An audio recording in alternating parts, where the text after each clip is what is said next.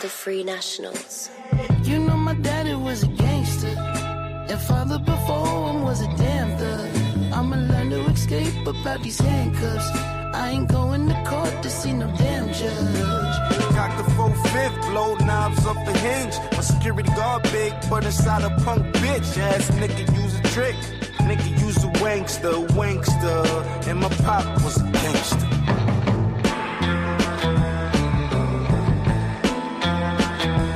Fuck that hoe when I need sex. Give me throat when I need neck. Love her more when I mean wreck. I reply when I see text. I forgot her, God be vexed. Say no more, my God, say less. Copy, I'll be back. Where the tech is stocking cap. So turn on your thinking cap before I push your shit way back. I'm the nigga, copy facts. Like that outside where I be at. Hold up.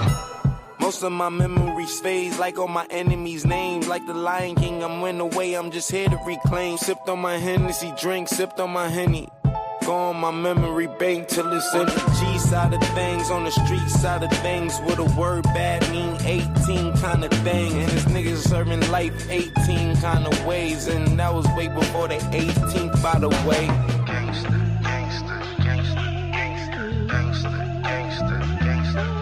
Yeah, I rode to my perfection and I smoke with no detection. Baddest souls in my direction, ain't no hole in my reflection. I get chicks with my complexion, I'm a pimp, I know you guessed it. Can't be bitchin', can't be questioned. I got gold in my complexion, pearls and stone in my new necklace. I got hoes for my erection, I got votes for my election. I got hope for all my brethren, hold up. You know my daddy was a gangster, and father before him was a damn thug.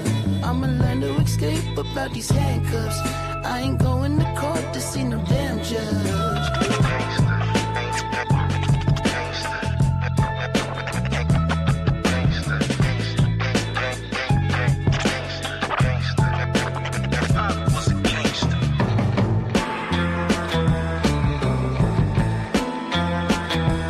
Fuck that hoe when I need sex. Give me throat when I need neck. Love her more when I mean wreck. I reply when I see text. I forgot her, God be vexed. Say no more, my God, say less. Copy, I'll be back. Where the tech is stocking cap. So turn on your thinking cap before I push your shit way back. I'm the nigga, copy facts. Like that outside where I be at. Hold up.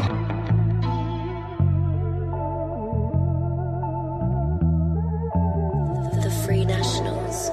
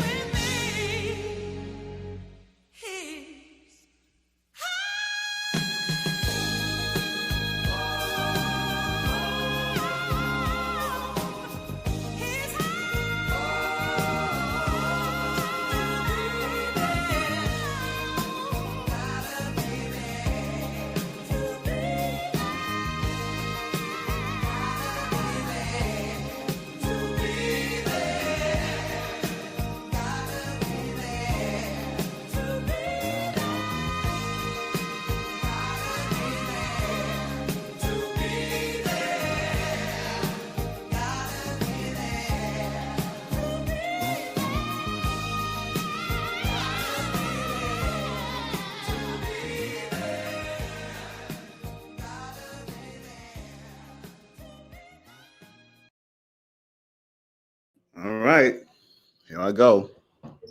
I know. I said I was gonna be here on time, but I told y'all know I'm gonna stop making excuses for that. Y'all know what it is. I'm a busy man, so I'm here and I'm ready to do this. I want to thank everybody who contributed to the street festival. Excuse me. I want to thank everybody that contributed to the street festival. We still got a little bit more to go. So can you go down below and hit the link down below? We're not using the a better life thing anymore. I don't think we're using that anymore. So can you go down below and hit the link? And I think that the link is I think we got a couple of $1,000s left to close out on.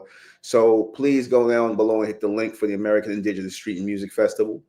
Like I said, everything's going, as planned. We start to close our little gap there. So go down below. We collecting from PayPal now because it takes too long to close out. We closed out the A Better World. So don't send any donations there. It's closed. We closed it out because it takes too long to, collect and pay off vendors. So we're just doing the last bits of it through PayPal. So go down below and hit the link down below, the PayPal link to contribute to the American Indigenous Street Music Festival. Like I said, we still taking donations. We almost finished. We in the 4,000 mark. I think we only need like about 4,000 now, but we're going to close it out. So please go down below and hit that. So let's get into this. In the name of Amen, the Supreme, the all-powerful, the one and only true Lord, in Amen we trust, in Amen we thank, and in Amen we continue forward forever. Good evening. I'm your host, the intellectual Lord, Benjamin Manhattan. This is Supreme American TV. And tonight we're going to be discussing Banksters versus Gangsters. I'm going to give a breakdown on this. A much needed breakdown for all of you aspiring gangsters out there. Those of you who still think that the life of crime is that life to be had. Give me a second. Let me close my office door because my children are making noise. You see, that's why I'm always late. See, I gotta manage 2 wives, 5 children, right? 2 wives, 5. I gotta manage a lot of stuff. So it is what it is. I got a huge family. But let me go and close my office door. We about to get into this.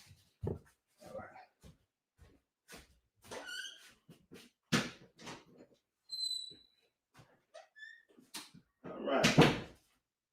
So I'll literally be running overdrive. I'm running in overdrive. Got my little tinted frames on because I'm tired. So been running overdrive. So I'm going to be discussing Banksters versus Gangsters. Again, for you aspiring gangsters out there, you guys who think that gang life, think that gang life. Yeah, the PayPal link is down below. There should be a PayPal link. All right. There should be a PayPal link down below. A PayPal. Let me make sure that link is there. Give me a second. 1 second. 1 second.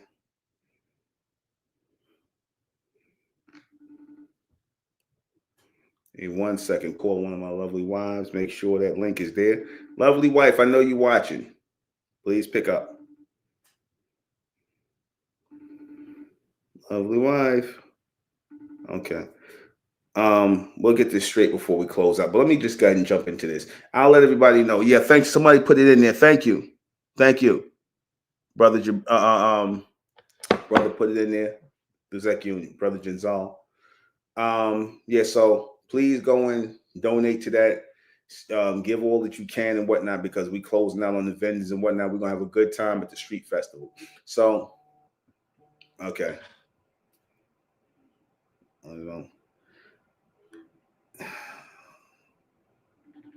Okay, 1 second. I'm sorry, y'all. I was talking about the link for the street festival at the bottom. Is it still there? The link for the street festival at the bottom. It's there?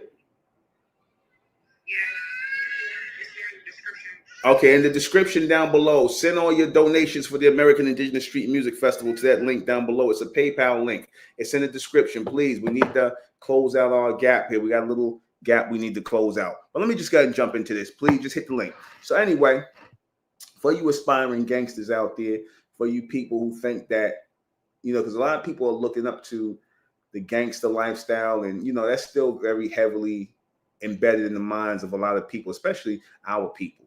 That American gangster lifestyle. You know, that movie was big with Denzel Washington playing the American gangster. You know, and a lot of people look up to these drug dealers and, you know, criminals and people who are on the other side of the so-called law. Even TV shows that are popular today, that they keep, you know, these outlets keep putting out these same stereotypical images of black males as drug dealers. You know, Power Playbook, The Shy, what else? BMF. You know, shows like that, right?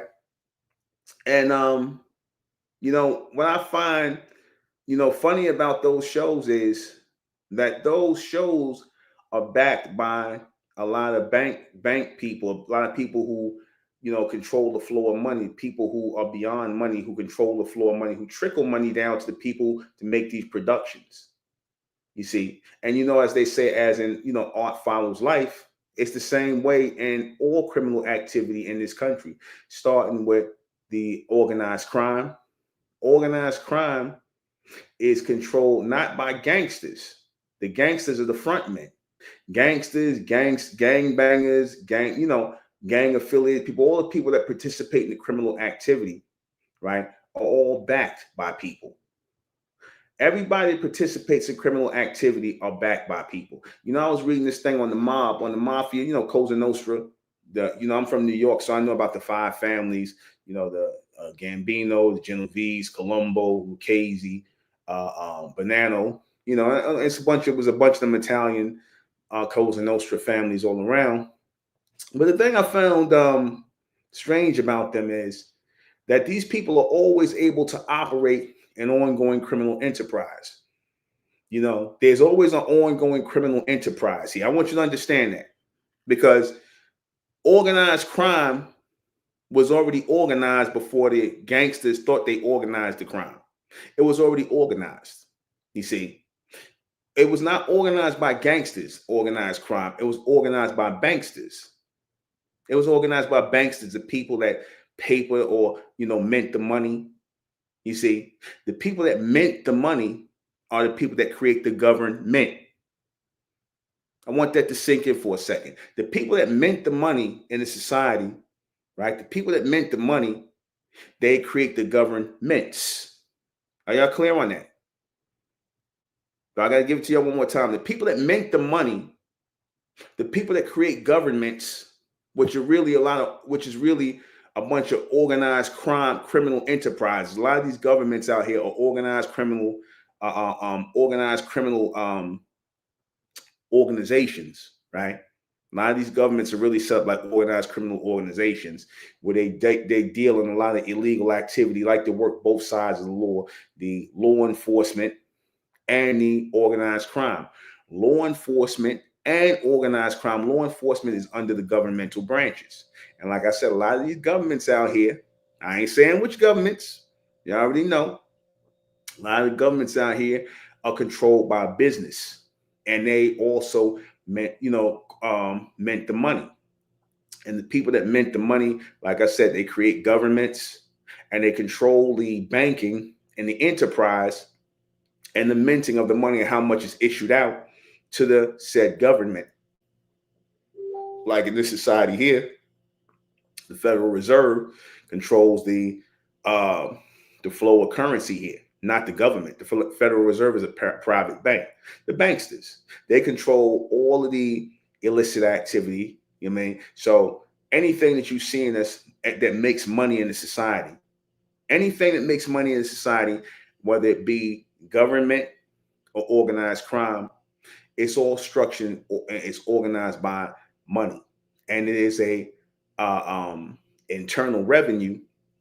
And internal revenue is what is the watchdog for the people, so that inflation doesn't get out of hand. You see, in this society, you are supposed to be in debt.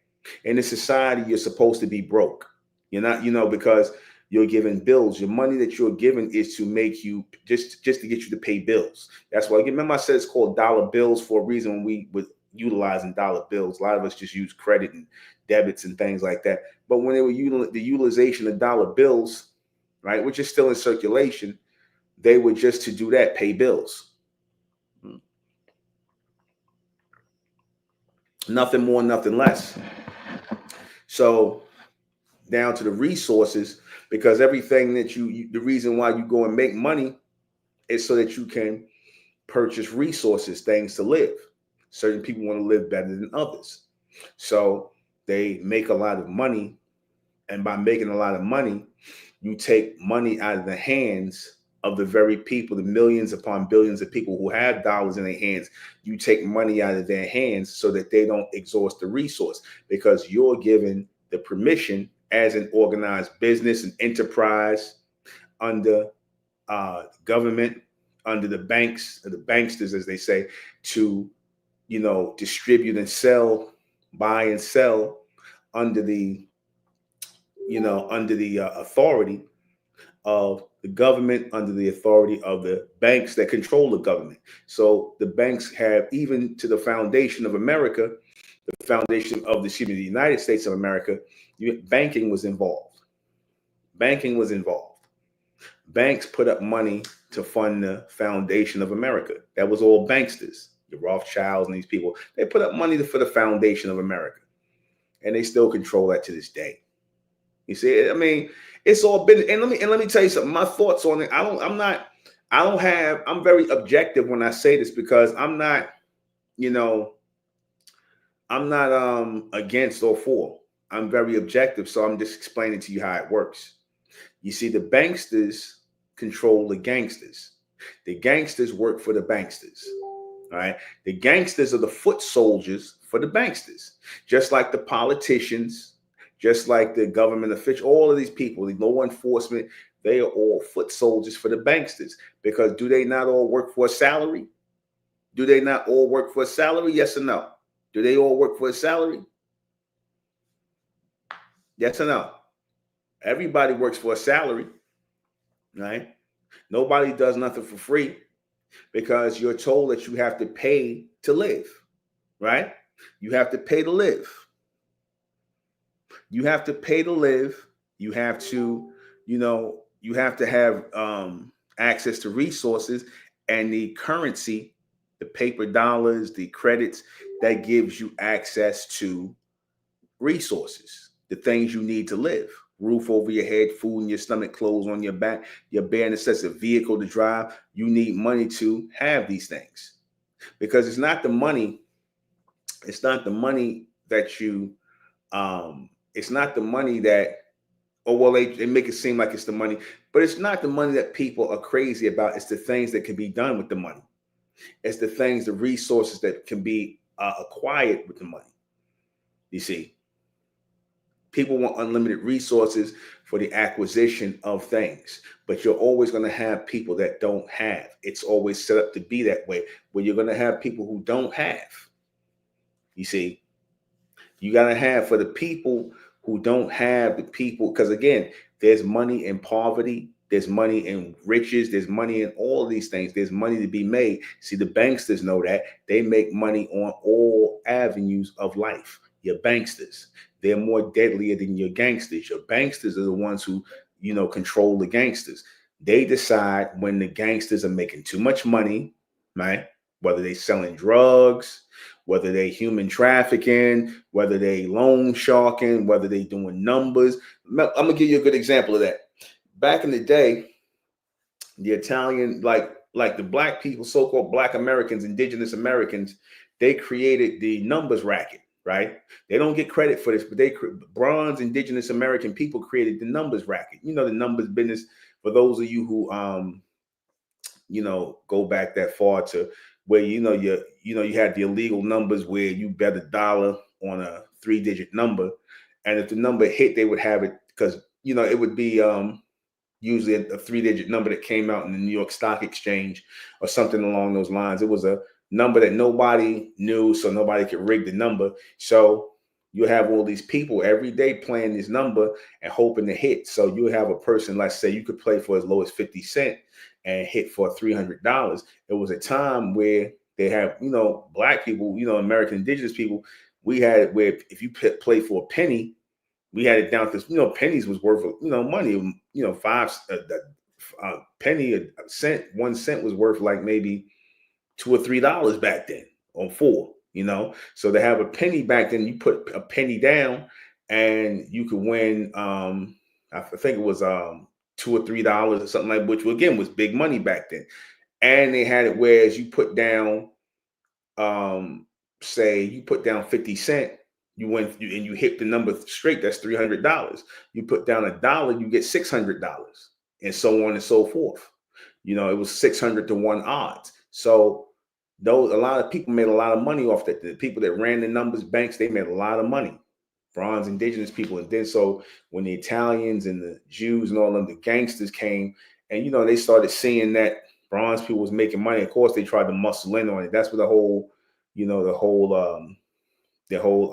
legend of Bumpy Johnson come from. But that's another story. But anyway, my point being is that when organized crime took over the numbers racket, and they made all this money off the numbers racket, right? Then all of a sudden, RICO charges come down, and all these people start getting arrested for loan sharking, gambling, all illegal activity, only for the government to set up the same number system that was created by American indigenous people, bronze American indigenous people. So everybody made money off of an invention, like I said, the gambling that indigenous bronze Americans created. You see? So the banksters took a form of income out of American indigenous neighborhoods and put it in the hands of foreigners. You see, because one thing about our people, we always knew how to make some money. Our people always knew how to make some kind of money, some kind of way. We always knew how to make a buck. And so because our people were industrious and we knew how to make money, you always had people trying to take from our people. And they industrious and hardworking people always had people trying to take from our people. You see? And so, again, even like I said, even down to the prison complex, the banksters control that. You see, the banksters control the prison complex. So when a lot of the gangsters become a liability, like a lot of these gangsters are, because again, they rub elbows and shoulders with the banksters, the people that got the money, the people that control the money. What's that? Follow the money, the people that control the money. They rub elbows, they rub shoulders and elbows with these people because they use the gangsters to do their dirty work for them. You see, they use them for all kinds of things. Why do you think these people are allowed to stay in business? That's like the guy in the hood, the drug dealer guy. You ever see the guy in the hood, the old dude that still selling drugs? This guy been selling drugs since you probably since you was a child. And this guy never get busted. He never go to jail or nothing like that. But everybody around this dude always get busted at some point and go to jail, or they're not even selling drugs no more. But this dude's still selling drugs. That's the snitch right there. That's the snitch.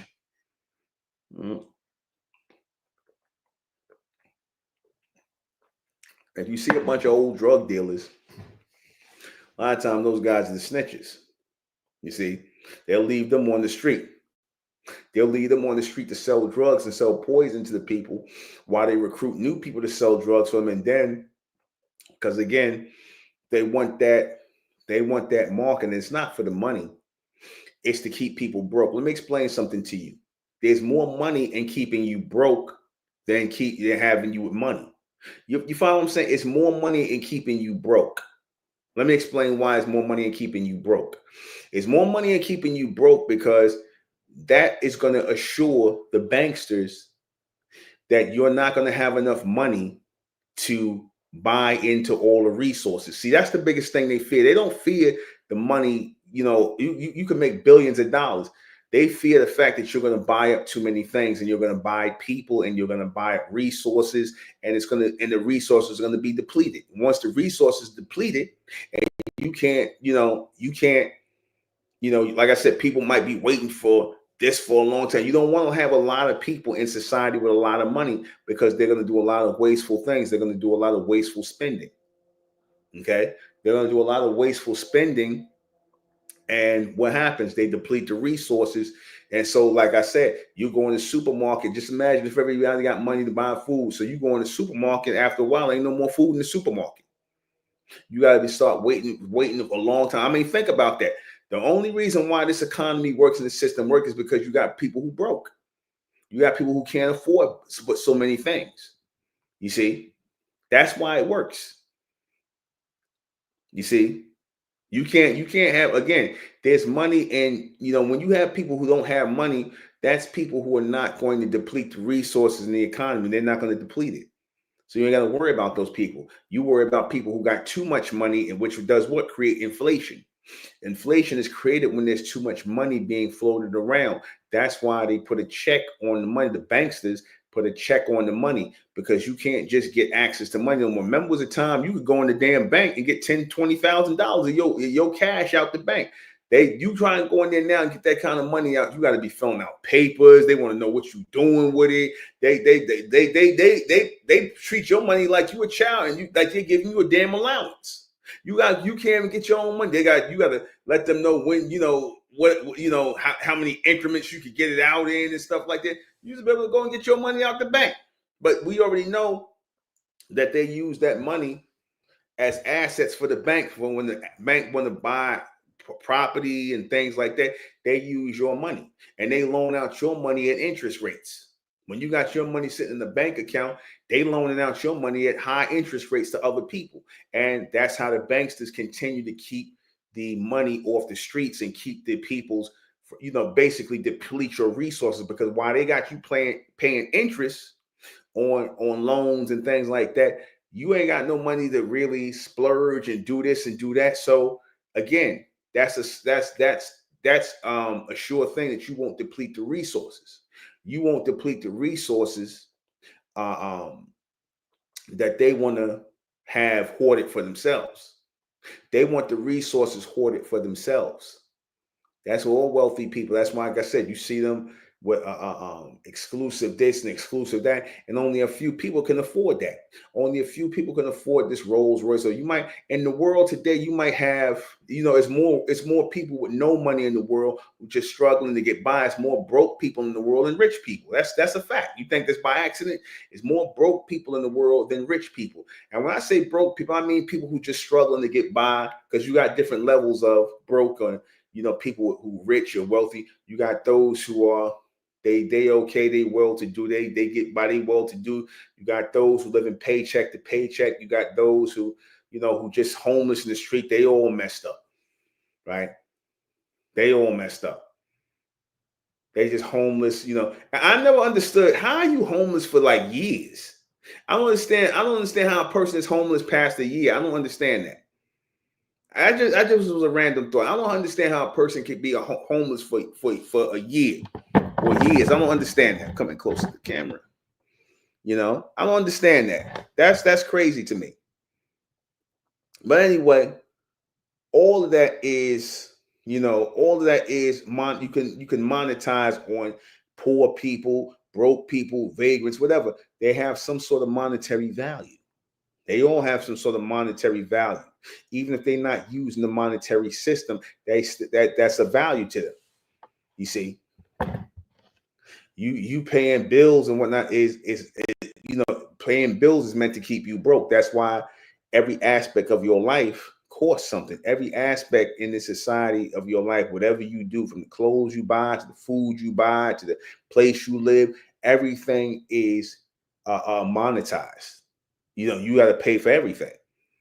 You see, because the goal is to keep you without money. The goal is to keep you, getting by. Because that's how you balance out a system. And I get it. You balance out a system, because remember, I'm objective.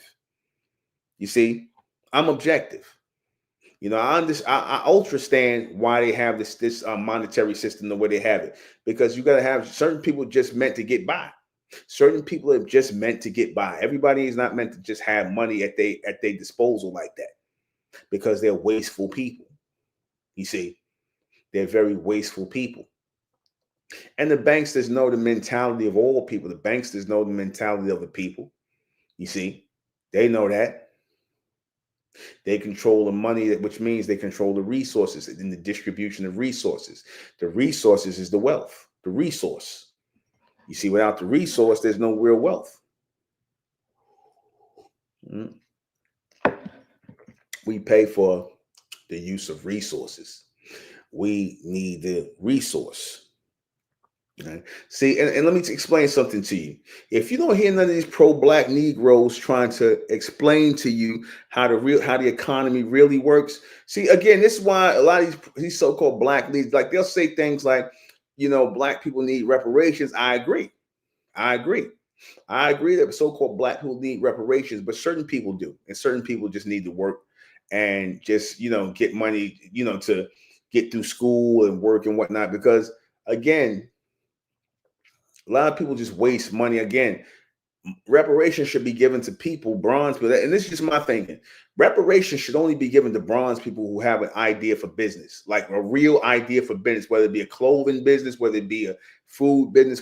That's who reparations should be given to. Somebody who has who have ideas for business. Somebody that's going to take the money and make more money, so you ain't got to be running back to the government and asking them for more money, like a one-time payout. And assistance in whatever business you want to get yourself started for up to like maybe 4 or 5 years. You're saying, you have a limit on the voucher you can get to put toward whatever, parts of your business you need, a certain grant, one-time payout, and that's it. I think that's good enough. You see, because the goal is to have money to live, to be able to take care of yourself. Because I had some idiot on the last in my comment section. I got that guy. Let me tell you something. When y'all leave stupid comments in my section, I erase them, man. I don't want none of that bad, stupid energy in my comment section. I don't want ignorant energy in my comment section. But this guy had the nerve to say, "Oh, I can't take you seriously because you talking about money." Fool. Look here, fool. If you found a way to live in this world without money, then you let me know. But until that time, and again, I'm not just talking about money. I'm talking about what it is that we need to go forward. We need money. We need money. You see, that's the system that we in. And I get it. Because again, we got fools that come up here and say, "We don't need no money." See, where's this guy telling? We don't need no money. Yeah, but then this the same guy will turn around and be like, "Brother, can you spare like a $5, $10, $20? I want to get me something to eat." No, you don't need no money. You don't need no money. Just us putting on this festival and doing the festival, just us putting on this festival, it was nothing but money, man. Why you think we had to put up this the link to get donations? Why you think? It's expensive.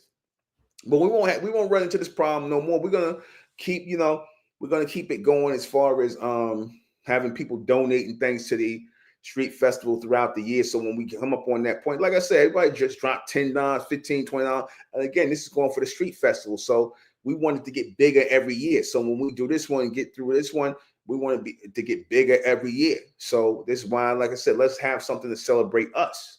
Let us accomplish it this year, and then we're going to keep going forward as Americans, as American indigenous people. But anyway, so your banksters, they, like I said, they control all of the, all aspects of monetary movement, all kinds of monetary currency. Your banksters control. You see, and they can pull a plug because they use governments to issue out money. They use governments to, like I said, they use the governments as an extension of the banking system. That's all the government is really used for, an extension of the banking system, of all banking systems. That's just a way for them to dispatch and control people and dispatch resources through currency. You see, that's how they, dispatch that through currency resources. Okay? Because let me show you something. I'm gonna drop something on y'all. You ever notice why you got a lot of these so-called pro-blacks who are always against our people being unified, being united? You got a lot of these so-called pro-blacks who are against our people being unified and being united. Let me explain why. Because you do know, when you have a unified community, united community, you create a bank right there. Those people are a bank.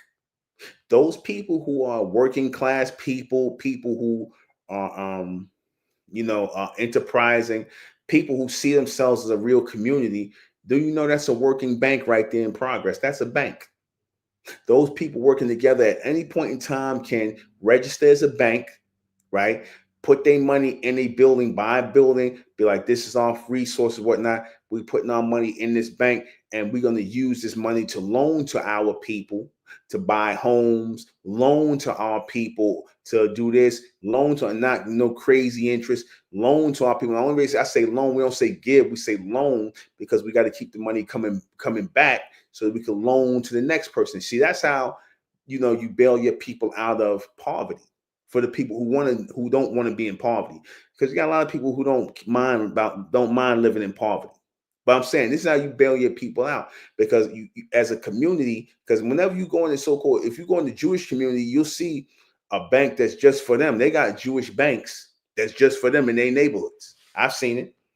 They got Jewish they got Jewish medical centers, for their people, and they open them up to the public, but it's like mostly for their people.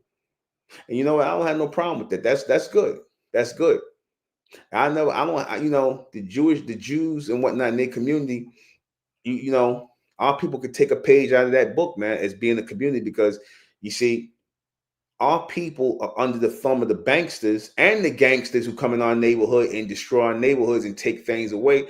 Our people are under, because either we getting it one way or the other way. We either getting it from the banksters who are foreclosing on homes in your so-called black areas and black neighborhoods, foreclosing and taking your property, leaving them banking and bankrupt and having you in bankruptcy, or you getting it from the gangsters who selling drugs in your damn neighborhood, robbing and stealing, gang banging. You see, this all creates an economic stress on our people. This creates an economic stress, because when you live in a neighborhood and it's plagued with crime, you got people out here selling drugs, robbing and stealing and whatnot just to get by. And then you got people on the other side at the top who are making sure that the neighborhood stays in a redlined. They're making sure that the community is economically depressed and make sure it stays redlined. And I'm going to tell you this, and I remember I said this in the last broadcast. I think that I'm gonna add a future thought here and see if y'all can link up what I'm about to say. Remember I said in the last broadcast, I said, hey, the Great Depression was due to black people, so-called black Americans leaving the South, leaving off of the plantations and stuff like that, where you had, when I say plantations, you still had plantations in after slavery. Okay, let's just get this straight. You still had plantations, or what they call cotton farms. You still had them, because I know people might, plantation, what are you talking about? Slavery ended in 1865. No, it didn't. No, it didn't. It just formally ended. But you had still in the South, you still had people who was living on plantations who were tied to sharecropping. A lot of so-called black Americans were sharecropping in the South, who were poor, who was working for Caucasians and whatnot. Basically, they couldn't leave the plantations or the cotton farms or the tobacco farms where they were working. They couldn't leave there. They were being held hostage there, even up into the 30s and the 40s and the 50s. Even up this, they was being held hostage on these places, basically being threatened to told, oh, at the end of the year, you owe this much money. The bank, they always use the bank as an excuse. I got, we for tools, this, that, and the third, you owe me some money and you got to stay and work it off. So that was always a way, because you were never going to get even. They want you to stay working for them while they make money off you. But my point is though, notice the government didn't come in and say, hey, this is wrong. He says, they didn't come in and do that, because again, they were still benefiting from the cotton or the tobacco or whatever. Our people were still working and sharecropping on this, and you wasn't sharing no crops because you wasn't getting no money. They would always come pull that nonsense that you owe them money. You see, and then they always willing to enforce that, because you got a lot of our people. But when our people started leaving the South, these people would be standing in front of the trains and stopping our people from leaving the South. But when we left the South and came up to the North, that created the Depression. Remember I said that? Because food was scarce. You didn't have the indigenous people, our people in the fields working the crops and growing stuff. You didn't have our people there. So this is where you started, where it was a lot of farms that went under these Caucasians, because they didn't know how to farm the land. They needed black people, black Americans, to farm the land, because again, when I say that black Americans are your indigenous American people, we know how to work the land. We knew how to grow on the land. So when they didn't have that, when we move up into these areas, that's when you started seeing it almost seemed like it was a revenge thing. It was almost like a revenge thing for American indigenous people, bronze people coming to the North, You know, all of a sudden our neighborhoods, it started off as bronze, you know, neighborhoods, bright neighborhoods. We had bronze neighborhoods. We had businesses in our neighborhoods. I remember when the bodegas, again, I'm 54 years old. I'll be 55 this year. I remember when the bodegas, you know, in the neighborhood, the corner stores was run by black people. I remember that. I remember when the corner stores, the candy stores, what you call the bodegas, I remember they was run by so-called black people, black Americans, before Latinos came in, before the Arabs came in. You had a lot of people own all the businesses in our neighborhood. Then all of a sudden, businesses closing down. You know, the banksters are hitting our neighborhoods. They working with the gangsters. The banksters are hitting our neighborhoods, closing, you know, foreclosing on property, calling in loans, and, you know, people operating in a higher thing. So these people work together to create an economically depressed neighborhood by closing off the businesses. No money's flowing through neighborhood, redlining, making sure businesses don't set up there and people can't, you know, shop, do whatever. So the money goes out of the community. And now I'm seeing with a lot of these so-called revitalization in black neighborhoods, I'm seeing a lot of young Caucasians. I've seen it when I left Brooklyn. I saw a lot of young Caucasians getting all those corner spots, all those little lounges. They starting to come in the neighborhood and buy up these little lounges and whatnot, and they playing music in there, and they people coming over there. I saw that happen. You see, so, you know, again, that's a bankster hit. You got the banksters do financial hits, right? The banksters do financial hits, and the gangsters do physical hits on you, harm you, kill you. And the banksters, they harm your accounts, they mess up your money, right? All of the above, right? All of the above. They mess up your money. They, you know, they keep your community economically depressed. You see, all that is done. All of it is done on purpose. All that is done in a collective purpose to keep the indigenous people without anything, to keep our people broke, and to also promote individuality to our people. Because, like I said, if our people were truly together as Americans, if we were truly together as Americans, American indigenous people, if we were truly together and standing on who we were as Americans, who we are as Americans, because there ain't no word, we still are, the American indigenous people are still here, the real American. If we could stand on that and learn to trust one another and live by law and order as Americans, if we could do that, then we would not have these issues financially. We wouldn't have issues with poverty. We wouldn't have these things if we were truly a community. That's why you got these Negroes that come out here, a lot of these influences, these black influences that come out here and tell our people, we don't need no community. What y'all getting together for? You know, y'all don't need no community. But community is financial. A community is financial stability. When you have a community, you have financial stability amongst the community because the people are pooling their money together. They working together. They, like I said, making sure that everybody in the community has. That's how we supposed to be. That's how we're supposed to be. This is the problem with so-called black people, why they will never learn that they're under the thumbs of these people in society, because they're not a community. Black is nothing. Black is nothing. Black is persona non grata. You're not considered a people, a collective. You're just, like I said, black people are more or less considered possessions. They're considered possessions more than they're considered people. Black people are considered possessions. Why do I say that? Because the term black people was given to you by people who saw you as possessions. Remember, when these racist Caucasians give you these terminologies like Negro, African American, black, they do that as a way to control what they see or who they see as people who are under them.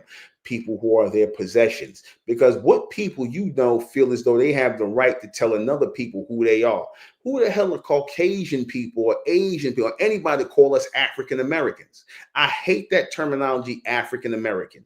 I can't stand that terminology, African American. And they say it, and you could tell that when they say it, it's said like it's, I mean, if you really pay attention to how they use the term African American, it's literally it's said like it's a joke that only they're in on. You follow what I'm saying? When they call us African Americans, it's like a joke that they in on, that we too stupid to understand. I want y'all to please follow what I'm saying. They calling you African Americans, black people. Again, what people do you know that let another people define who they are? You tell me. You tell me. They tell you a Christian. They tell you a Muslim. You an Israelite. They tell you are African. They tell you a Moor. All that, man. Listen, man. Anybody that's telling us that we come from someplace else or that we're supposed to worship a foreign god, because God and Jesus, that's foreign gods, man. Okay, again, we got to get out of that spell of God and Jesus and all these European gods and these European deities. We got to get out of that mindset, man. That's just a program on our people, man. That's a program on the blacks. That's a program on the blacks.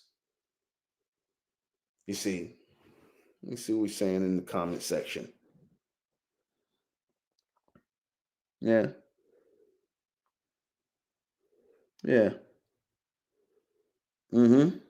That's another thing. Got to be careful with in these banks, man. That's another thing. Don't leave your money in these banks too long, man. Like, I don't leave my money in no bank too long. Let me tell you something. Don't leave your money in these banks too long, man, because now they're doing this thing with black people. I'm noticing this with so-called black Americans. You got your money in the bank or transferring your money. Next thing you know, somebody done hit a button and your money gone. And the bank trying to act like it's your fault. You got people who money just disappearing from these accounts. Somebody hit a button. Oh, something happened to our money. That's happening, man. You better don't. Man, listen, I don't keep my money in the bank no time. Let me tell you something to that. Only use the bank, when you need to like pay bills, pay mortgage, something like that. That's it, man. Don't put no money. Do not put your money in no bank. Or if you do, put it in the savings account. But man, don't put that much money in there, man. Do not put that much money and spread your money out and keep your money moving. Keep your money moving in business. Be buying things. Be making like a lot of my money goes on merchandise and stuff to buy to resell. I'll put money in merchandise and things like that. Keep your money moving. Keep your money, because your money's meant to move. It's not really meant to sit.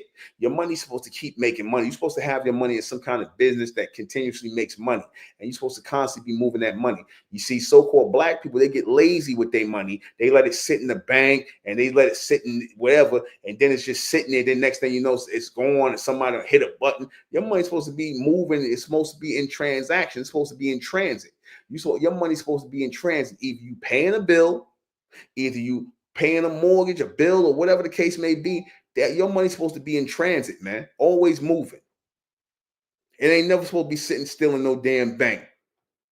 You see? Your money's supposed to constantly move.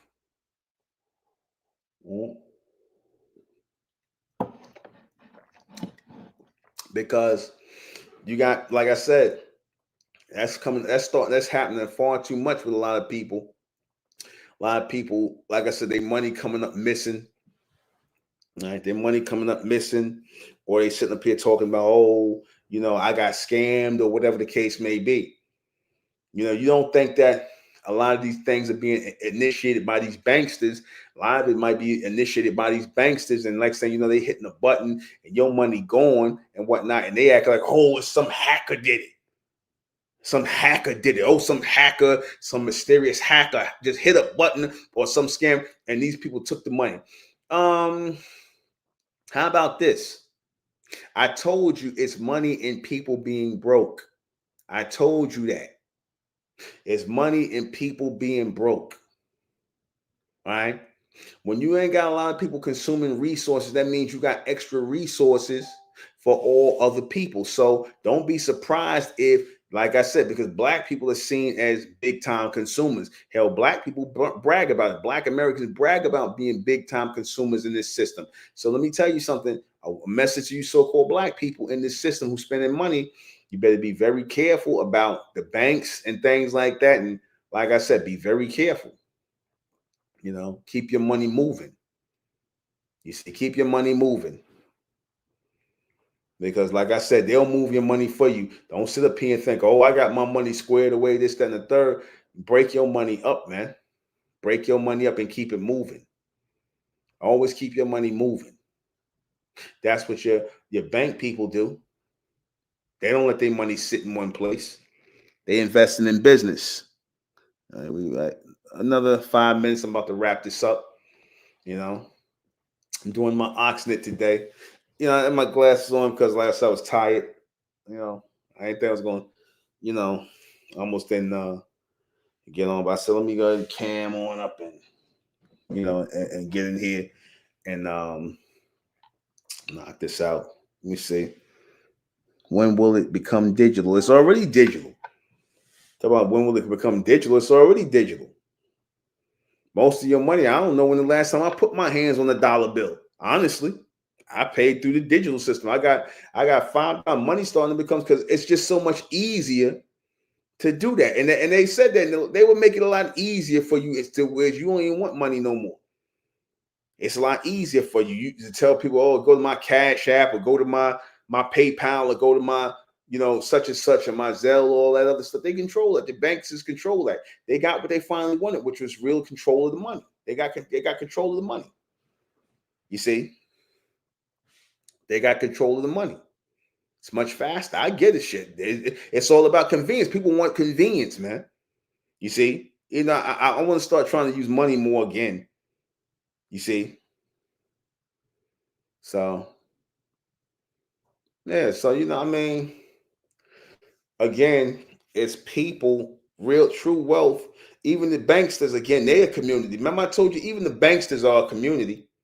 Even the banksters are a community. The banksters are a community. It's, you know, these wealthy people, they have a community, and they all see, again, the ones who are gonna learn the hard way is always gonna be so-called black people. You see, they're let me see, they're not minting pennies anymore, starting 2026. Oh, okay. Nobody doing pennies no more. No, they call it coining. They say coin. You got minting and coining. The government does the coining in the Federal Reserve, which is a private bank. They do the minting, which is the paper dollars. It's two different sections. Unless they done changed it, but the government, the actual federal government, they do the coining of the quarters and dimes, nickels and pennies and things like that. And well, I said this before. I said that they will never stop money. They're never going to stop money. You see, reason why I told people before, and I told they're never, because the Israelites used to always say this nonsense. They'll say, well, yeah, well, everything gonna go digital and everything gonna be like this, and you know, and then you ain't gonna be, there ain't gonna be no more cash. First of all, there's always gonna be cash. You know why? Because people are because you can't. Remember, I said criminal activity is money, right? You can't get people to commit crimes, because even crime is people, petty crime, robberies, drugs, things like this. Crime is an enterprise. So you can't get people to commit crimes if there's no money. Money is an incentive for people. Paper money is an incentive for people to commit crimes. If there's no more paper money, then that cuts down on crime. And you can't have that in a society where you need people committing crimes. They closed down 80% of currency exchanges in Chicago. Yeah, everybody using stuff. Everybody using the internet. Ain't nobody using that stuff. Ain't nobody really using dollar bills. No, ain't nobody really using that stuff. Nobody's really using it. That's why I can see why they closed it down. People want convenience, man. Again, with this invisible money, however long it's gonna last, this invisible money, when we just pushing a button and we paying for stuff. You see, however long, so that's just their way of knowing the controlling the flow of money. That's their way of controlling the flow of money. See, now when people have the paper dollars, it's really harder for them to control the flow of money. When people got the banksters can't really control the flow of money when there's a lot of paper dollars. You see, because that's inflation. You don't know who got what. But when you control who got what with the computer system and the credits and the debits and all these things are set up, then of course they want, they want these businesses out here. They want it all moving by electronics. You see, of course they do. It's easier for them to control. The banks just keep everything under control once they know how much who got what. That's why if you notice, they when they took down all these major drug dealers, right, like your El Chapos and all the the big guys are making the millions of dollars selling keys. They took all these people down, locked these people up, froze their accounts. Now they got money buried places and whatnot. And I guess they could have access to it. But if you ain't coming home from jail and you got people locking you up for life and taking your money and kill. So again, they use the banksters. They got the ultimate say because again, they're the ones that's really behind the prosecution of the gangsters, and they use the government to do it because the government is their attack dog. They use the government to go after the gangsters if they get too big, if they get too out of hand, if they get, they need to sacrifice some of these people. But don't ever forget that these people work for them. They work for them. All right. Is the United States heaven in the third dimension? Yeah, it is. The United States is heaven in the third dimension. That it is to these Caucasians and these other humans. To the humans, yeah, this is heaven in the third. It's hell for our people. It's hell for our people because we used to inhabit all of America as three-dimensional people. But when they came and brought the United States of America, because again, this was the third dimension in America, and ancient America, when this was heaven for our people before they came, and then when they came over here and basically took our labor and things like that and forced us, this became heaven for them. So they basically forced us to build a heaven for them here in America, which became the United States. Yeah. This is heaven for them. That's why if you notice, whenever these Caucasians or Asian, all these people come over from other places, they automatically, I'm American. They toss away their affiliation to their country. So like they'll act like they like this guy was on Tariq Nasheed the other day, right? I was listening to him and he says, Tariq Nasheed asked the guy, where's he from? It's a white guy. He said, where's he from? And he said, from America, the United States of America. I'm from America. And then Tariq said, well, where your family came from? Then he turned around and said, oh, they came from England and they landed in Connecticut. Okay, so then you English. You're not American. You see how they want to come here? He said he didn't say he was English. He said he was American. You can't just forget what nationality you was. It don't work like that. You see? Don't work like that. You are where you came from. But it is what it is, But I'm about to wrap this up. So did y'all learn? Y'all understand the difference between how the banksters control everything? The government, the organized crime, banksters control that. And it's all a business transaction. Again, the clean faces, the people, the men who, the black shoes, all that. Again, it's all organized. It's all organized. That's why the criminals organize it, because again, the banksters are your original criminals. Your banksters are your banksters are the top gangsters. Your banksters are your top criminals, because everybody does everything for money. What do gangsters do things for? For money. They ain't got no real power. They don't got no real power, because if they had real power, they wouldn't be going to jail for the rest of their life. You see? They wouldn't be sitting in jail for the rest of their life. You ain't got no power. They can take your money away from you, lock you up, put you in a cage, and what you going to do? You see, you can pay an army of mercenaries, like a lot of the Colombian drug dealers would pay an army of mercenaries to protect them, I guess. I don't know. But again, that's all under the banksters, not the gangsters. The banksters are the ones with the power. Everybody clear on that? It's the banksters. Banksters over gangsters. All right? All sanctioned by everything is sanctioned by the Lord. Everything. These humans don't do nothing by themselves. Everything they do is allowed by the Lord. For now. But that's it. We're going to close this out in the name of Amen, by the power of Amen. Amen we trust, and Amen we think, and Amen we continue forward forever. I am the intellectual Lord Benjamin Manhattan. This has been Supreme American TV. I'll see you guys back here. I'll probably do another one. I don't know. I probably won't be on. I'll see. I was on yesterday. I don't want everybody to see my face too damn. I've been on, like, I'm just tired, man, you know, but never too tired to do this. So please, again, we right around the corner to the American Indigenous Street Music Festival, which is taking place at Rodney Cook Senior Park, June 21st and 22nd, Saturday and Sunday. I like I said, we still collecting because I overextended myself a little bit. You know, my wives were saying we should have just did it for Saturday, which is the 21st. But I wanted to do a second day. I wanted to do 2 days. And so that's where the overexpended just came in. I apologize for that. But, you know, my first time I was excited. So, but we're going to close the gap. And like I said, we're going to do 2 days. Give me 2 days next year. I want to always have 2 days, but we'll be better prepared. So please go down below. Please go down below and hit the link.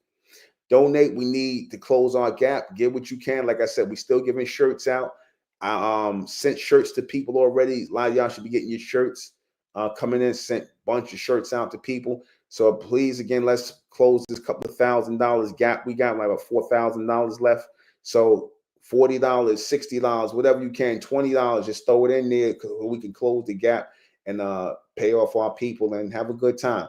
And we inviting everybody out. This is a free festival. It's going to be music, all of our American Indigenous music from all eras. It's going to be food out there. It's going to be merchandise out there. I'm going to be speaking out there. We're going to break down the American Indigenous, our heritage and everything. All it's going to be out there. So we're going to have a good time. Big old American Indigenous block party. So that's it.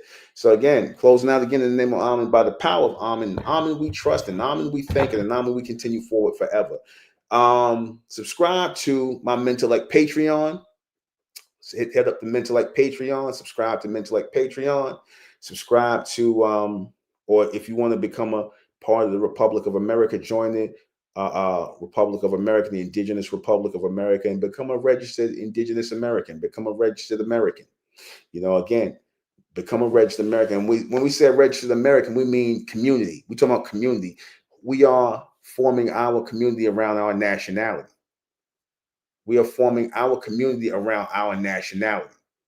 You see, we're not forming no community around some ideology that we Black, that we African American. No, our nationality is American, original American. So our community is based on that solely as Americans, not as Africans, not as Blacks, not as Negroes, but as Americans, first Americans, Indigenous Americans. And that's so check out Sister Enra Vanzetta's American Indigenous channel. Check out my Mentellect Patreon, become a subscriber. Stuff I say on there I can't say on YouTube, you know, breaking down a lot of stuff. Again, please donate again. That's it. Gotta get ready for my other cast. What am I closing out with? Let me see. Good night, Jazz Nova.